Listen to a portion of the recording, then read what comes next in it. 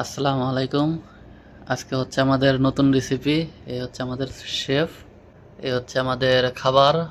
আমরা মূলত অ্যালার্জির জন্য এইসব খাবার খাইতেছি, শাকসবজি, ফলমূল। ইউসুফ, খাবার সম্পর্কে তুমি কিছু বলো। আজকে কথাটা বলার উদ্দেশ্য হচ্ছে গিয়ে দীর্ঘ অনেক বছরের অ্যালার্জি, পুরাতন অ্যালার্জি থেকে কিভাবে আপনারা মুক্তি পাবেন ওই উদ্দেশ্যে। আমি নিজে একজন ভুক্তভোগী। আমি দীর্ঘ 4 বছর ধরে অনেক ডাক্তারের ওষুধ খাইতেছি, অনেক কিছু করতেছি, কিন্তু যে লাউ সেই কদু। যতদিন আমি ওষুধ খাবো ততদিন আমি সুস্থ থাকবো, এবং ওষুধ বন্ধ আমার অ্যাগেন অ্যালার্জিটা চলে আসতেছে। আপনাদের বুঝার উদ্দেশ্যে আমি বলতেছি, ইনশাল্লাহ আল্লাহ যদি সহায় হয়, ইনশাল্লাহ এভাবে যদি আপনারা 14 দিন ডায়েট কন্ট্রোল করতে পারেন, ইনশাল্লাহ আপনাদের যত বড় অ্যালার্জি হোক ইনশাল্লাহ ভালো হবে। আপনাকে আগে বুঝতে হবে অ্যালার্জি আপনার কি, এবং কি খেলে আপনার সমস্যা হয়। কারো দেখা গেছে গরু মাংস খেলে সমস্যা হয়, কারো ইলিশ মাছ খেলে সমস্যা হয়, কারো ডিম দুধ খেলে সমস্যা হয়, আবার কারো ময়লা আবর্জনার সামনে বা ধুলো বালুতে গেলে অ্যালার্জি হয়। যেমন আমরা এখন 14 দিন ধরে ফলো করতেছি healthy food and without carbohydrate. শর্করাবিহীন খাবার খেতে হবে, চিনি একদমই খাওয়া যাবে না। যেমন আমরা হেলদি ফুডের ভিতরে আজকে রাখছি চিকেন এবং কি লাউ দিয়ে একটা স্যুপ তৈরি করছি, এটা আজকে আমরা খাবো। এটা স্যুপ হিসেবে আমরা তৈরি করছি, এবং লাল শাক তৈরি করছি। আপনারা যত পরিমাণ পারবেন সবজি এবং কি সালাদ খাওয়ার চেষ্টা করবেন।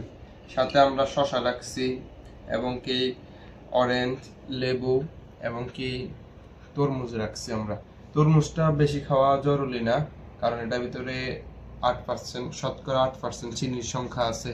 এই কারণে এটা বেশি না খাওয়াটাই উত্তম। যে মেন জিনিসটা আপনাকে 14 দিন মাস্ট বি ট্রাই করতে হবে যদি অ্যালার্জি আপনার দূর করতে হয়।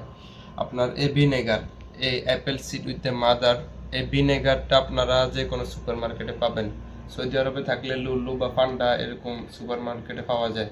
আর বাংলাদেশে জানি না কোথাও, ইনশাল্লাহ আপনারা যদি খোঁজ নেন ভালো করে পাবেন।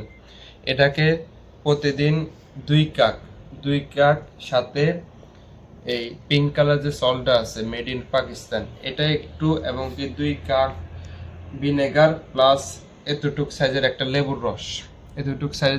লেবুর রস দিয়ে আপনারা প্রতিদিন 2 টেবিল চামচ দিয়ে খেতে হবে। দুপুরে একবার এবং রাত্রে একবার। মনে রাখবেন খাবার আধা ঘন্টা আগে, না হয় খাবার আধা ঘন্টা পরে খেতে হবে। এবং কি আপনি খেতে পারেন মধু, অরিজিনাল যে হানিটা আছে এটা দিয়ে, গরম কুসুম পানি দিয়ে 1 চামচ মধু দিবেন, এবং কি পানি দিয়ে এই মধুটাকে আপনি খেতে পারেন।